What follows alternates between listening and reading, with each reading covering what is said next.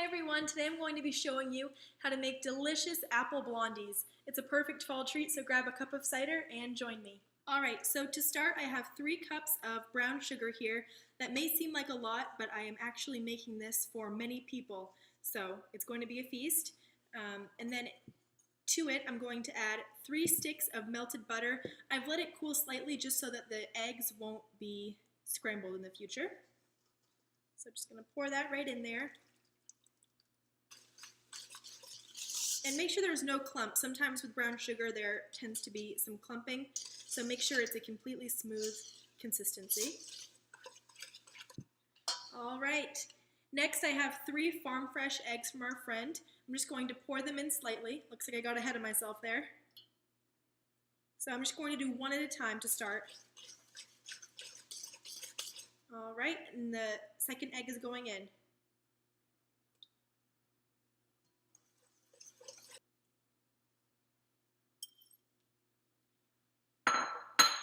Alright, now I can set this aside and I'm going to start on my dry ingredients. Alright, for the dry ingredients, you can actually put that right into the bowl of the brown sugar and butter and egg mixture, but I prefer to do it separately, so I'm going to show you that and then we'll combine them all at the end. Here I have 3 cups of all-purpose flour. Mine is unbleached, but you can use any all-purpose flour that you like. To that, I have 1.5 teaspoons of baking soda that's going to go right in here. Whisk that in. I have 1 full tablespoon of cinnamon with a little bit of nutmeg in there. You can also add ginger or cloves or anything else that you like in your fall baking. So sprinkle that right in there. Just give it a quick whisk there. I'm just going to start with adding half first. Alright, I'm going to start whisking this together here. Alright, so half of the dry ingredients have been combined into the brown sugar mixture. So as you can see, it is quite thick, so I'm going to now add my vanilla and add the rest of the dry ingredients. I have really great high quality vanilla here. Alright. And that was 3 cups full of vanilla. Now the rest of my dry ingredients will be going in here.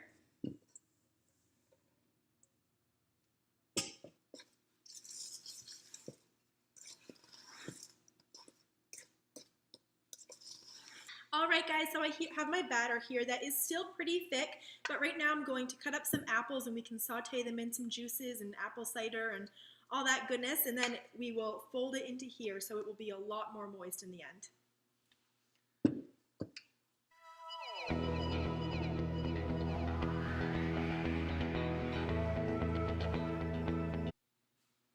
So today I'm using 2 Granny Smith apples. I prefer Granny Smith because I think they're a little more sour, so in baking it really balances out the sweet. You can use whatever apple you prefer. One thing to keep in mind is you might want to pick something that stays a little bit more crisp. You don't want soggy apples in your blondies. It's nice to have a contrast of texture. So I'm going to peel these, chop them up, and start to saute them.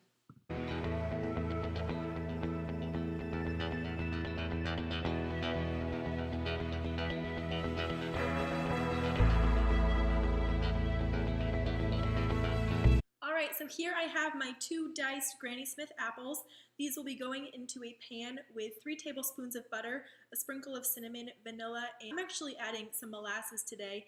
I feel like we have enough brown sugar in our batter. I don't think I want to add any more, but I might be adding about a tablespoon or 2 of molasses just to give it a nice little punch. Feel free to add bourbon or anything you'd like to also kind of fancy this recipe up. For the fall, I'm going to be using just the apples today.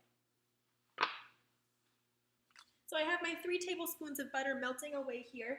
So I'm just going to let that melt down a little bit more before I add my apples. Alright, so my butter I can hear is sizzling away. You don't want to brown it too much. Just kind of have a light sizzle on that before you add the apples. So I'm going to sprinkle in my cinnamon now.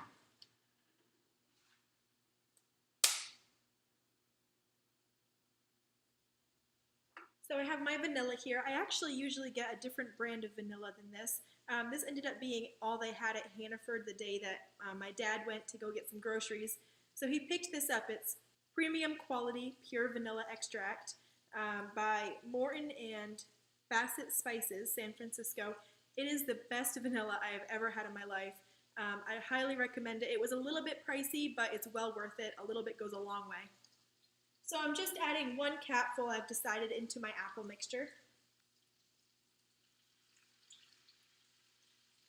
I don't know if you guys can hear it, but it is sizzling away and it smells amazing.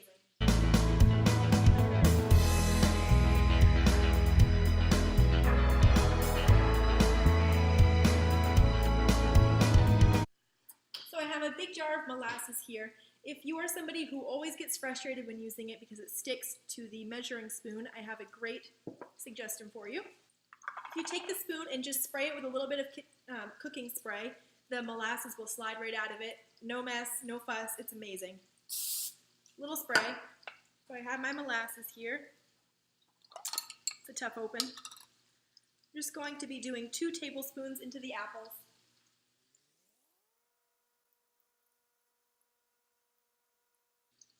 Just to show you guys how well that worked. Look, nothing in the measuring cup. Now I'm going to add my apple cider. This is the brand I'm drinking today, actually. It's the Apple Farm Premium Apple Cider. I usually don't get this brand either, like the vanilla, but this is pretty delicious. It's great for sipping too.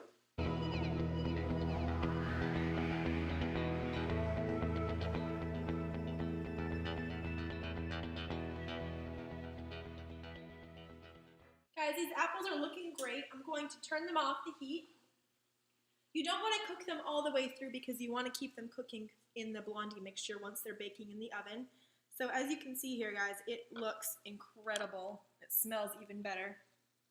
So it's nice and juicy and speckled with cinnamon. So now I'm going to add this into my Blondie mixture. Pour the apples into the batter here, juices and all. Look at all that delicious syrup.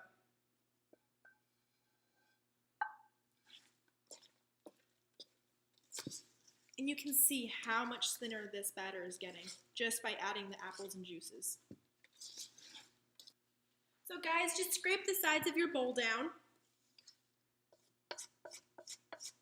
I had a spatula I was using, but I was too rough with it and the rubber end slipped right off and it's broken now, so don't mind my wooden spoon.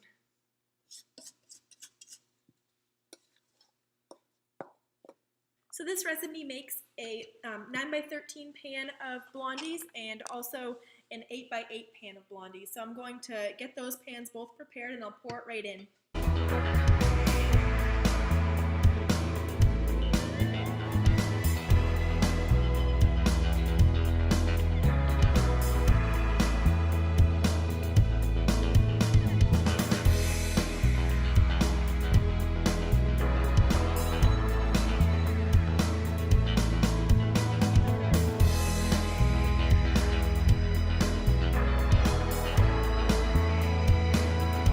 You can bake both pans in the oven at the same time, 350 degrees, 25 minutes. Really don't go past that unless for some reason you have chilled the batter beforehand. Alright, so the brownies are in the oven 25 minutes. I have the timer. I'm just going to clean up and then I will show you how to make the glaze. For the glaze, I have 4 ounces of softened cream cheese here. To that, I'm going to add a little bit of maple syrup, a little bit of apple cider, and powdered sugar. You're welcome to add cinnamon if you'd like. I added quite a bit to the batter recipe, so I think I'm going to refrain from the glaze, but you can really mix it up however you'd like. As far as glazes go, I'm not quite as consistent, so just add a splash here and there of whatever you'd like. Splash of apple cider. Well, I am out of my maple syrup. That's okay. Everyday life happens. I do have some maple sugar that I'm going to add instead. This stuff is extremely delicious. It's pure maple sugar. I highly recommend it. It kind of clumps up in the jar over time, so I usually just open the lid and pour a little bit in there.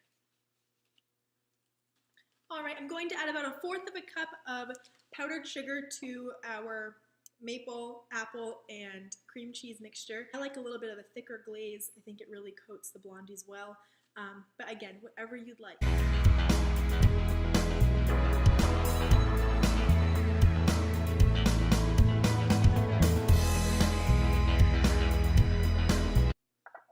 So this is what the consistency looks like, guys. It's pretty thick, but it's definitely spreadable. There's really no clumps in it. I'm going to give it a little taste and see how I like it.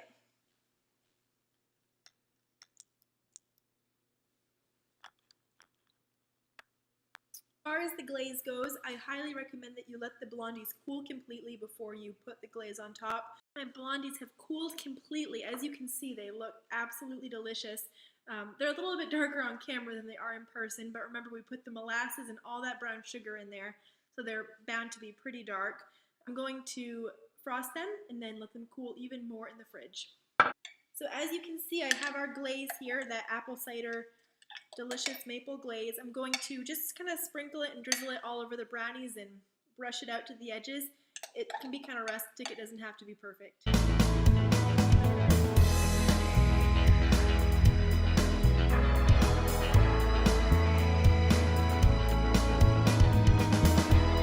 So for now, I'm going to stick them in the fridge, let them chill completely.